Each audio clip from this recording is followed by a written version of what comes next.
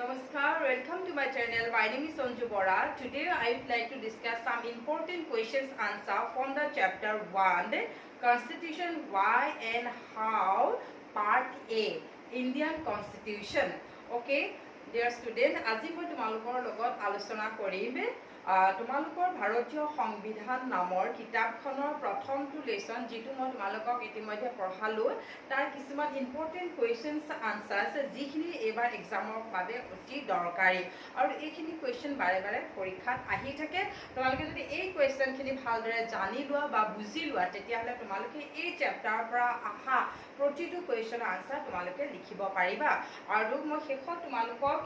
ইয়াৰ ভিতৰত কেনেকৈ ধৰণে তোমালোকে কোৱেশ্চন আনসাৰ্স বিলাক লিখিবা হেতু কম আৰু এই চেপ্টাৰটো শেষ কৰাৰ পিছতে মই তোমালোকৰ বাবে কালিৰ পৰা নেক্সট চেপ্টাৰটো আৰম্ভ কৰিম যেটো ফান্ডামেন্টাল ৰাইটস আৰু হেতু অত্যন্ত দৰকাৰী ওকে তেতিয়াহলে আমি আৰম্ভ কৰো First, I would like to discuss some important 1 marks questions and with answer. After that, I will discuss 2 marks and last 4 marks. Long question will not come from this chapter. Okay, let's start my video. First question: What is constitution? সংবিধান মানে কি?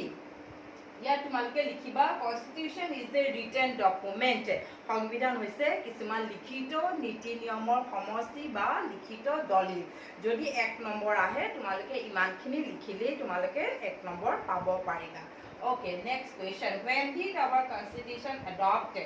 আমাৰ সংবিধানখন কেতিয়া গ্ৰহণ কৰা হৈছিল My dear students, in my first video, I discussed this chapter nicely and I hope you understood that one and you can answer these questions. Ketia amar সংবিধানখন গ্ৰহণ কৰা হৈছিল 1949 or 26 November. আৰু এটো তোমালোকে সাধাৰণতে ভুল নকৰিবা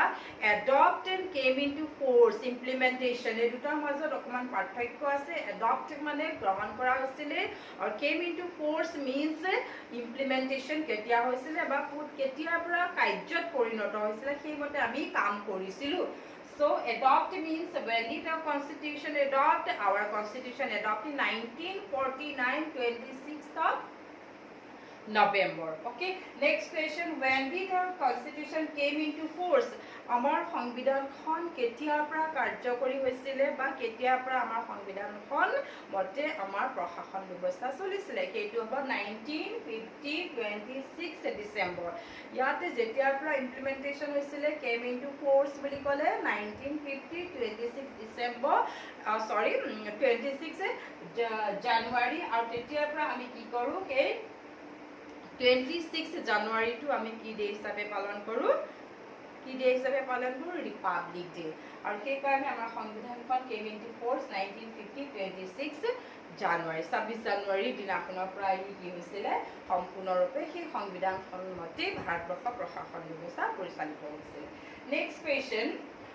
when did the first meeting of Constituent Assembly begin? Dear student, I discussed some important about Constituent Assembly. মই তোমালোকক সংবিধান সভাৰ বিষয়ে আলোচনা কৰিছিলো গঠন কেনেকৈ হয় আৰু প্ৰথমখন মিটিং প্ৰথমখন সভা কেতিয়া আৰম্ভ হৈছিল আৰু শেষৰখন কেতিয়া হৈছিল ইয়াত কিমান সদস্য আছিল সেইখিনি মই ডিটেইল আলোচনা কৰি থৈছো তোমালোকে যদি কম্পোজিশনটো পঢ়া এই কোৱেশ্চনখিনি আনসাৰ তোমালোকে ভালদৰে দিব পাৰিবা সেই কাৰণে তোমালোকে এই শৰ্ট কোৱেশ্চন বিলাক আনসাৰ কৰিবলৈ যোৱাৰ আগতে লং কোৱেশ্চনৰ কম্পোজিশনটো তোমালোকে পঢ়িবা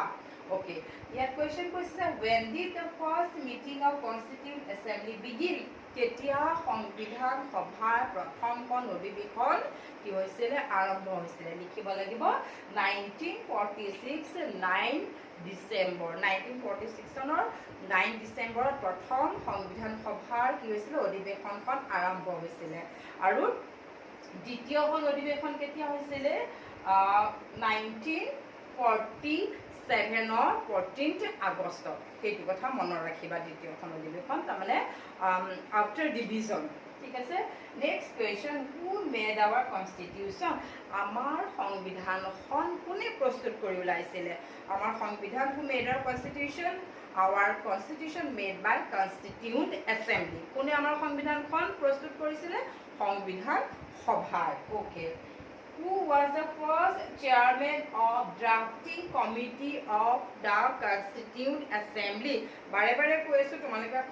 সংবিধান সভাৰ কম্পোজিশন অফ কনষ্টিটিউণ্ট এছেম্বলি যদি ভালকৈ পঢ়া এই কুৱেশ্যনখিনি আনসাৰ তোমালোকে খুব ধুনীয়াকৈ কোনো ধৰণৰ মানে কনফিউজ নোহোৱাকৈ কৰিব পাৰিবা এতিয়া কৈছে নেক্সট কুৱেশ্যনত who was the first chairman of drafting committee of Constituent Assembly? সংবিধান সভাৰ খসৰা সমিতিখনৰ চেয়াৰমেনজন কোন আছিলে তেতিয়া কাৰ নাম লিখিবা drafting committee chairman was B.R. Ambedkar. B.R. Ambedkar সংবিধানৰ জনক বুলিও কোৱা যায় he was the father of our constitution সংবিধানৰ জনক বুলি কাক কোৱা হয় B.R. Ambedkarক সেইটো কথাও তোমালোকে লগতে জানি থবা next question Who was the first president of Constituent Assembly? আমাৰ সংবিধান সভা প্ৰথমজন প্ৰেসিডেন্ট সভাপতি কোন আছিলে প্ৰথম সভাপতি কোন ডক্টৰ ৰাজেন্দ্ৰ প্ৰসাদ এটো কথাও মনত ৰাখিবা নেক্সট কোৱেশ্চন আহিছে in which year cabinet mission came to India cabinet mission ভাৰতলৈ কেতিয়া আহিছিলে 1946 আৰু এটা কোৱেশ্চন ইয়াৰ লগত আহিব পাৰে যে কিয় আহিছিলে ভাৰতত এখন সংবিধান প্ৰস্তুত কৰিবৰ কাৰণে ভাৰতক স্বাধীনতা দিবৰ কাৰণে আৰু সংবিধান তেওঁলোকে কি প্ৰস্তাৱ দিছিলে যে ভাৰতবৰ্ষৰ প্ৰশাসন ব্যৱস্থা পৰিচালনা কৰিবলৈ আমাক এখন কি লাগিব সংবিধান লাগিব আৰু এই কেবিনেট মিশনৰ পৰিকল্পনা মতে আমাৰ কি হৈছিল কনষ্টিটিউণ্ট এছেম্বলিখন আমাৰ আৰম্ভ হৈছিল আৰু এই constituent assembly make our Constitution. Okay, these are the some important 1 marks question. আশা ৰাখিছো তোমালোকে বুজি পাইছা আৰু এইখিনি প্ৰেক্টিস কৰিলে তোমালোকে ইয়াৰ পৰা এটা হল question বা দুটা হল question তোমালোকে পাবাই নেক্সট 2 মাৰ্কছৰ question মই আৰম্ভ কৰিম 2 মাৰ্কছতে মানে 4 মাৰ্কছ খিনি পঢ়িলে তোমালোকে 2 মাৰ্কছৰ question আনসাৰ বিলাক কৰিব পাৰিবা ইয়াত মই দুটা তথাপি মডেল দিছো write any 2 features of our constitution আমাৰ ভাৰতীয় সংবিধানৰ দুটা বৈশিষ্ট্য লিখা ভাৰতীয় সংবিধানৰ বহুত বৈশিষ্ট্য আছে there are so many features are in where in our Indian constitution among them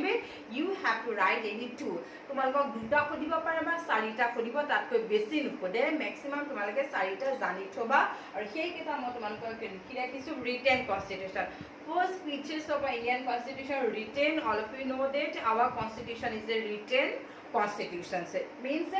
it has a secondary language constitution so our constitution আমাৰ সংবিধানখন হৈছে বৃহত্তম দীৰ্ঘতম সংবিধান পৃথিৱীৰ ভিতৰত কাৰণ it has a 395 articles at the beginning when our constitution assembly adopt our constitution at that time originally it is 395 article but in 2016 by the amendment of the constitutions আৰু ইয়াৰ সংখ্যাটো 395 ৰ পৰা আৰ্টিকল হৈ গল 465 আৰু it has ইয়াত যে তোমালোকে old constitution আছিল 395 article and amendment কৰাৰ পিছত ইয়াৰ article number হৈ গল 465 আৰু old constitution আছিল কিমান আছিল part 22 আৰু ইয়াত amendment কৰি ইয়াত part কিমান হৈ গল 25 আৰু ইয়াৰ schedule আছিল 8টা আৰু ইয়াৰ amendment কৰাৰ পিছত ইয়াৰ কিমানটা হৈ গল 12টা it has 12 civil 465 articles and 25 part eketa importance of that it become a landless constitution in the world and third is a parliamentary form of government মানে কি সংসদীয় পদ্ধতিৰ চৰকাৰ এটা এটা বৈশিষ্ট্য ইয়াত কি হৈছে there will be two type of executive nominal and real আৰু এই parliamentary form of government to কাৰ আৰ্হিৰ পৰা অনা হৈছে UK constitutionৰ পৰা ঠিক আছে নেক্সট আহি যাব ফান্ডামেন্টাল ৰাইটস মানে মৌলিক অধিকাৰ হৈছে ভাৰতীয় সংবিধানৰ আন এটা বৈশিষ্ট্য আৰু ইয়াৰ ফলত কি হৈছে এই মৌলিক অধিকাৰ these are some opportunities given by the constitution for the what personality development of Indian citizen ইয়াৰ কিছুমান সুবিধা হৈছে কিছুমান ফেসিলিটিজ দিছে যিখিনি প্ৰতিজন ব্যক্তিৰ কি কৰিবা ব্যক্তিত্বৰ বিকাশত সহায় কৰিবা আৰু এয়া হৈছে ভাৰতীয় সংবিধানৰ ইম্পৰ্টেন্ট চাৰিটা বৈশিষ্ট্য বহুত আছে there are so many salient features are in Indian constitutions among these are some important I tell you okay Next question to hobo. Write any two members of the Constituent Assembly. Maybe 2 members or maybe 4 members. So different committees, 8 committees are in there in Constituent Assembly. Or here we have the different Constituent Assembly, different committees have different what members. Chairman. Okay, Jawaharlal Nehru, K.M. Munshi, B.R. Ambedkar, Dr. Rajendra Prasad. These are the some members of Constituent Assembly. Tumalake freedom fighter kini naam mono rakhile, rakhi pela telokor naam likhile tumalokor answer to শুদ্ধ hobo. Okay. এতিয়া মই তোমালোকক 4 marks some important question. 4 marks question বিলাক মই তোমালোকক আগতে কৈছো এতিয়া বুলি ক'ব পাৰি এটা টেকনিক বুলি ক'ব পাৰি স্ট্ৰেটেজি বুলি ক'ব পাৰি যে তোমালোকে 4 মাৰ্কছৰ যদি তোমালোকে পঢ়া যদি তোমালোকে লং কুৱেশ্যন পঢ়া তেতিয়াহ'লে 1 মাৰ্কছৰ 2 মাৰ্কছৰ 4 মাৰ্কছৰ তোমালোকে আসামিছে লিখিব পাৰিবা সেইকাৰণে সদায় বুকখনৰ লং কুৱেশ্যন কেইটা পঢ়িবলৈ চেষ্টা কৰিবা আৰু মই তোমালোকে as a teacher political science teacher মোৰ দুইটা বৰ্ডতে পঢ়োৱাৰ এক্সপিৰিয়েঞ্চ আছে CBSE আৰু সেবা মোৰ দুইটাতে মই পঢ়াইছো আৰু তাৰ পৰা মই তোমালোকক ক'ব পাৰো যে তোমালোকে যদি লং কুৱেশ্যনখিনি পঢ়া বা বুকখন থাৰলি যদি ৰিডিং কৰা তেতিয়াহ'লে তোমালোকে কোনো ধৰণৰ প্ৰশ্ন তোমালোকে নিলিখাকৈ থাকিব নোৱাৰিবা আৰু ইম্পৰ্টেণ্ট টপিকবিলাক বেছি কৰি ল'ব লাগে এতিয়া মই তোমালোকক কম write a note sources of Indian Constitution উৎস ভাৰতীয় সংবিধানৰ চাৰিটা উৎস মানে কোৰ পৰা আমাৰ সংবিধানখন যে বনাইছিলে কোৰ পৰা উৎস হিচাপে লৈছিলে সেইখিনি হৈছে number 1 government of India act government India act মানে ভাৰত চৰকাৰ আইন 1935 এখন বহুত দৰকাৰী বিফৰ ইণ্ডিপেণ্ডেন্স ব্ৰিটিছ গভৰ্ণমেণ্টে কি কৰিছিলে বহুত কিছুমান আইন ভাৰতৰ প্ৰশাসন চলাবৰ কাৰণে তেওঁলোকে কি কৰিছিল ইমপ্লিমেণ্ট কৰিছিলে among them 1909 1919 1935 1947 এইবিলাক এক্ট পাছ কৰিছিলে okay among this act Indian Government Indian Act 1935 is very important और यार पर किसमान source की कोरिसिले आमार constitution होते की कोरिसिले include कोरिसिले ओके secondly होइसे British parliamentary system মই আগতে কৈছিলো British parliamentary form of government is another important characteristics of Indian constitution और आमार তেওঁলোকে British যেহেতু ভাৰতবৰ্ষখন কাৰ আন্ডাৰত আছিল ব্ৰিটিছৰ আন্ডাৰত আছিল আৰু তেওঁলোকে কি কৰিছিল তেওঁলোকৰ যেটো parliamentary system আছিল তেওঁলোকৰ যেটো প্ৰশাসনিক administrative system আছিল তেনেকে তেওঁলোকে কি কৰিছিল আমাৰ দেশখন চলাইছিল সেই কাৰণে the makers of the Indian constitution borrow some important practices from that constitution as for example you can say parliamentary form of government okay cabinet nations ya union council of ministry ekhini bostu ki korisile amar সংবিধানত কি কৰিছে add কৰিছিলে next one is freedom movement is the legacy of freedom movement freedom fighter bilake jibilak ideology loisile for getting the independence from British so hey ideology bilak telor philosophy bilak ki korisile amar yat add korisile example hisabe Jawaharlal Nehru objective resolution or kotha ami kobo parim tio jetu udeshya prostab asile hetu hoise amar foundation of our constitution hekhini add kora hoisile ekane ami kobo it is one of the source of Indian constitution last impact of other constitutions when a constitution made at the time our constitution makers they study lots of constitution in the world and they borrow some important provisions from that constitutions different constitution example UK constitution USA constitution Canada constitution Irish constitution কিছুমান important provision তেওঁলোকে আনি পেলাই আমাৰ কনস্টিটিউশনত add কৰিছিল আৰু সেই ইম্প্যাক্টটো এটা কি হৈ গৈছিল সোর্স হৈ গৈছিল so dear student these are some important source of what Indian constitution যেতিয়া আমাৰ সংবিধানখন বনাইছিল তেতিয়া সংবিধান প্ৰস্তুতকাৰী সকলে পৃথিৱীৰ বিভিন্ন সংবিধান বিলাক তেওঁলোকে কি কৰিছিল অধ্যয়ন কৰিছিল তাৰ ভিতৰত আছিল UK constitutions USA constitution Irish constitution আৰু কিছুমান দৰকাৰী ব্যৱস্থা আমাৰ সংবিধানত এড কৰিছিল আৰু এইবিলাক কি হৈ গৈছিল একটা উৎস হৈ গৈছিল ভাৰতীয় সংবিধানৰ আৰু এইখিনি আছে তোমালোকৰ sources উৎস কিহৰ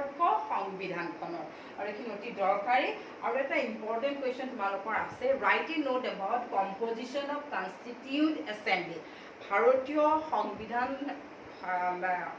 যিখন সভা আছিলে তাৰ গঠনৰ ওপৰত এটা টোকা লিখিবলৈ আহিব তোমালোকে যদি ভাৰতীয় সংবিধানৰ গঠনটোৰ বিষয়ে জানা